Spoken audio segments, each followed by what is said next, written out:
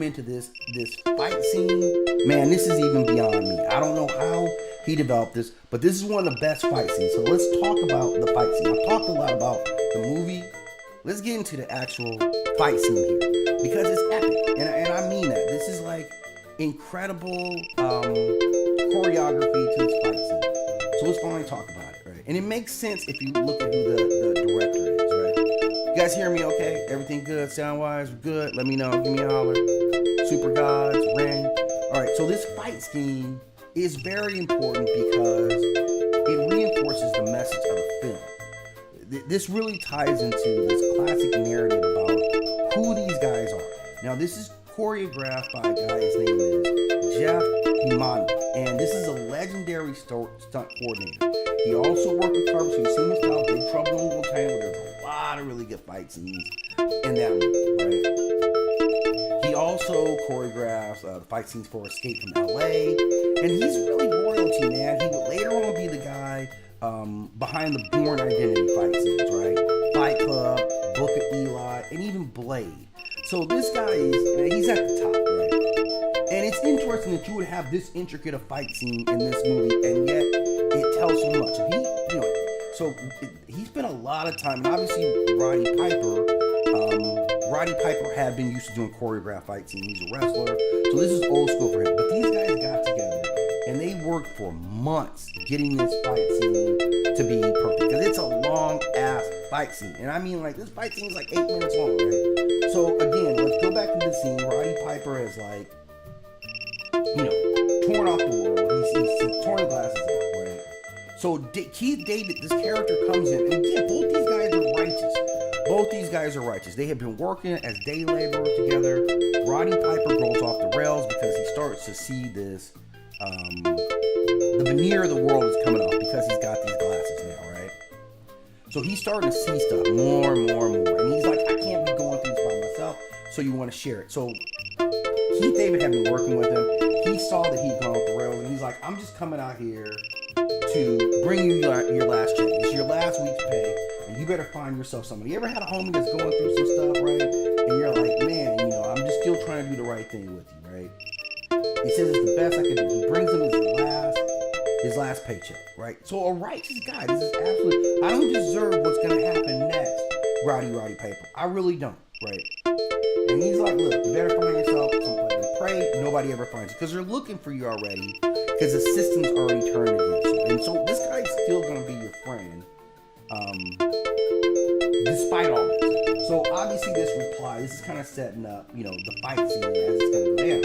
And Roddy Piper's like, look, I need you to try these glasses on.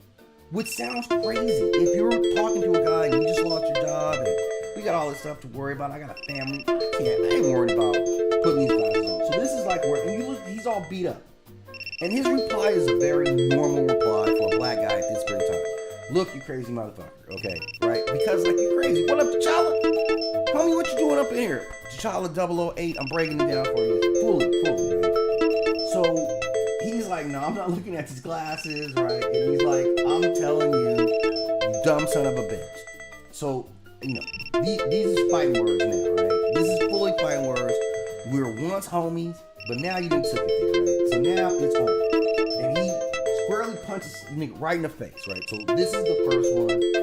And of course, like, this is Roddy Piper, man. He ain't having it, right? So now this fight is on. And I'm telling you, this fight reveals so much about these two guys because of how long and how brutal it is. And again, I am telling you this because I'm trying to save your life and your family's life. How hard would you fight against your friend when you know that you've got some information that he needs? But the scene is more about accepting or being comfortable, right? You couldn't even save your own life because you're fighting against the system. So it sounds crazy to me that you have any advice that's going to be good for you. You're homeless, you're living out here, I'm wearing a purple shirt, it doesn't matter, right? But no, you got to learn about this.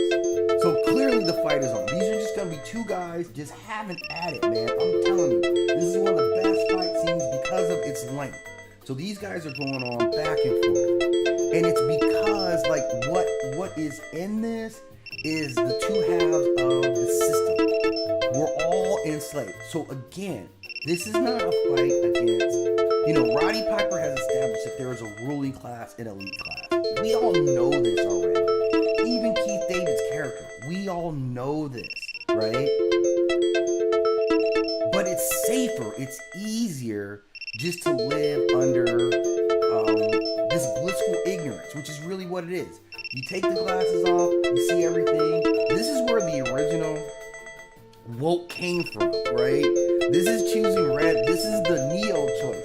This is him. Imagine Morpheus coming up to you with a choice of taking this pill or taking this pill. Well, he doesn't give you a choice. There is no choice. There is no red pill, blue pill here. There's only whatever pill I got for you, and you're going to take this pill. And imagine if when Neo said, I don't believe it, Morpheus just punched him right in the face. That's exactly what this scene is all about. I'm giving you a choice, right? To put these glasses on, but it ain't a choice. It's not a choice to start. You can start eating this trash can. Like, this is just a classic line. So this is Roddy Piper. This is wrestling interjecting into the scene, right?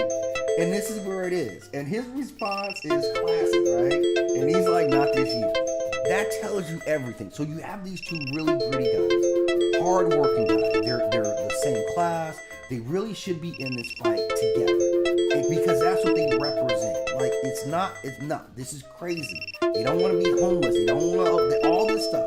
Their morality still stays intact for both these guys. Both these guys are still operating as good guys from a moral standpoint. Now, the interesting thing about this film is, yeah, their morality gets to be compromised. And I think this is what happens. Roddy Piper steals these glasses because I'm broke. And I'm hoping there's something valuable in here that I can go and sell. When it is something valuable, it's these glasses.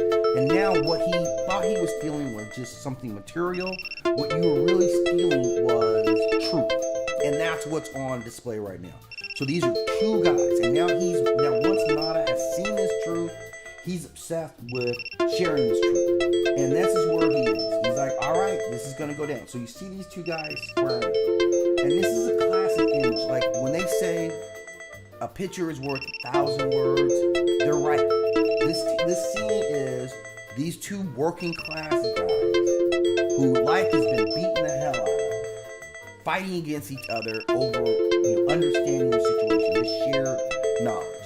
So this is a great scene. Now, the choreography of the fight really ties into it because it's some dirty ass fighting. Like, these guys reveal what dirty fighting's all about. Like, I'm telling you, these guys right here, they do everything. It is sucker punches. You see, Roddy Piper goes to the ground. So it's this great back and forth between these two guys who are showing everything about themselves, right? Their toughness, their desire, what their belief in what they're fighting for. You knock Roddy Piper down, I'm coming back and knocking you down. So you gonna be eating some turf next, right? So this is going on and on. Again, it's like an 8-minute fight with screen time. That's insane. That is insane for a fight to go this long. And it's action packed. There's no holes in it. There's no downside in this fight. This is a pure get down from the beginning. Look how he's got the back of homie's head about to smash it into him, Eric. And he does. He smashes him down like this is it. You lay it out. I laid you out. You done laid me out. But we still getting back up. This is what the regular man is. This is old school. This is my uncle. This is my pops' generation. And these dudes was hard like this, man. Like, they fought like this, right? You all scuffed up, right? This is just the beginning of the day. And then it looks like, and then what really gets me really is that these dudes get dirty. They get straight dirty with each other. You can see, man, I told you, right? This is classic dialogue. I don't know if anybody wrote this, right? Man, I told you, but as I'm helping you up, man, right?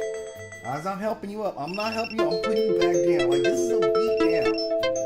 He's taking his beat down, right? But Roddy Piper, he ain't no joke, man. He ain't giving up, right? Like, these guys are just tussling, they're just down into it, right? You can see him, man. He's lining him up right here because I'm about to smack you down again, right? But Roddy Piper ain't going for it. Punches him right in the ball. Like, okay, so this fight descends into extremely dirty tactics. This is what comes out of this fight is that both these guys, who I have a line that are righteous guys. In the story, these are the protagonists. So their fight against each other is both desperation and the outcome of the environment that they're in. Both are fighting because they believe they have to protect not only each other, but society like they're protecting their families, and they are. Keith David's character is right. He's Frank. I'm sorry, I keep calling him Keith David. But Frank and Nada, both are righteous guys in their hearts, and both are of the right intent. So we're seeing these guys, and again, the back and forth. He gets him down, right? And I'm gonna stomp on you, right? Like then I'm back up. So this back and forth between them is just epic. Now there's a great scene in here. Again, where I can go over them going at it all day long because there's an endless amount of scenes. I mean, but what they merge into it is not just the fighting. There's eye gouging. I'm slamming you on the concrete like he's busting out the wrestling move. So this is where Roddy Piper really becomes very important. Look, he's got him on the ground and he's eye gouging this dude, right? And it's not a lot of movies where the guy eye gouging somebody is the hero of the movie, right? That very rarely happens. But in this movie, it happens.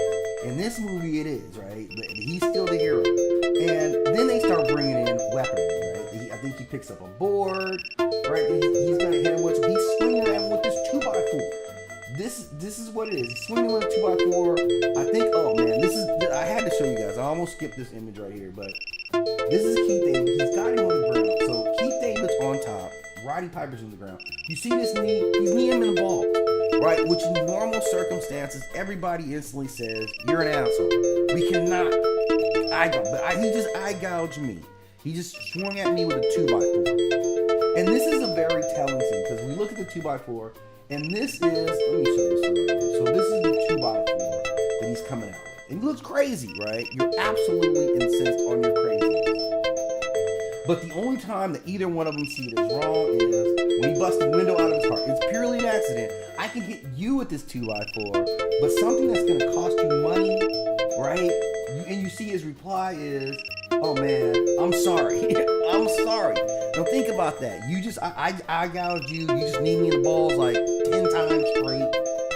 But this is what would stop them in the middle of their fight because this is property damage. This is gonna cost me some money now. And he's like, he's like really, like you really damaged my whip, right? You know we don't have a lot. So this is why this becomes such a powerful, and it says a lot about these two guys. But I still respect, I gotta beat some sense into you. And this is how all homies work. I gotta beat some sense into you when I see you going sideways. But I can't damage your car in the process. I can bust you up, but the vehicle is the most important thing here. So at some point in the fight, they kind of get it done, right? And this is resistance to the end. What we see is resistance and determination from these guys. And finally, it looks like it's done, but it ain't done. He gets Roddy Piper down on the ground. Let me get back up here because I got a couple other images I want to show. She finally gets him down. So he gets back up, and then let's say, I'm going to cut right to the chase over here. He finally gets the glasses on his face. You ain't the first son of a bitch to wake up out of your dream. And now he's starting to see it. And this is a revelation moment for this character as well, right? He's finally seeing the world around him for the first time, right? You can see the look of shock in his face because he's now seeing this world. You see the spaceship up in the sky. He finally understands what is actually happening. So the world got revealed for him as well. And now he has to deal with this. Look at them. They're everywhere. Imagine the anxiety. Imagine your panic, your fear. First of all, you remember, if this isn't the worst fight of your entire life, I don't know what kind of life you're living, man. But you live in life wrong. And this right here becomes an act of love, right? Beating you down and forcing this knowledge on you becomes the ultimate act of friendship. And you can see the movie's roughly, I think it's like an hour, 50 minutes. This is like an hour in where this, absolutely important scene takes place. Where all of a sudden, you're sharing this knowledge. So you go on and you teach your friend this, and, this is it. This just changes the whole outlook of the movie, at least for this character, Keith David, to have to embrace this. And this kind of brings all of it together. Now you're starting to see that, a couple of things. One, David Keith's character holds his own throughout this fight.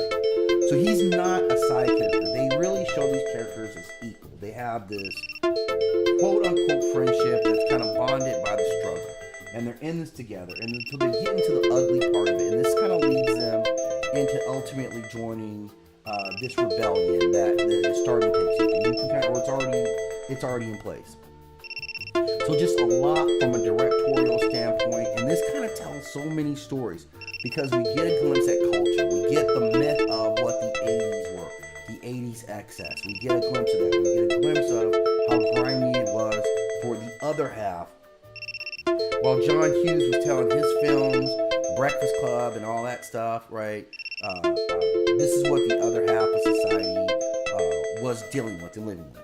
So just a great, I wanted to pinpoint a couple of things. I really wanted to get into this scene and talk about it. And just to kind of build some of the modern myth of it. So I'm going to wrap this one up here. I'll be back on tomorrow. I'm usually on about 7 a.m. my time. I'm not quite sure what I'm going to talk about tomorrow. It probably will be that second episode of Derry, which is really sitting on my mind. So I'll probably take another review of that today. And that'll probably be what we're looking at tomorrow, will be a break-in Derry. So if you're into that show, definitely check in. But go through, I've done some profiles on some of those characters and these characters as well. So I'm definitely going to be getting deeper. Again, we just look at mythology in modern sense. And this is an alien story as well. So there's just a lot of meat on the bone for me. I'll probably be back live later just to do some light gaming. So if you're into gaming, I'll probably just go and do a little bit of gaming for you guys. But I'm going to wrap this up. Thanks for stopping in, for everyone. Don't be afraid if you like the channel. I accept gifts all the time. Definitely appreciate that and the follows, and I'm hoping to build a good network. If you guys enjoy my mythological film looks at films and mythology, this is the place to be, and I'll be back to give you more.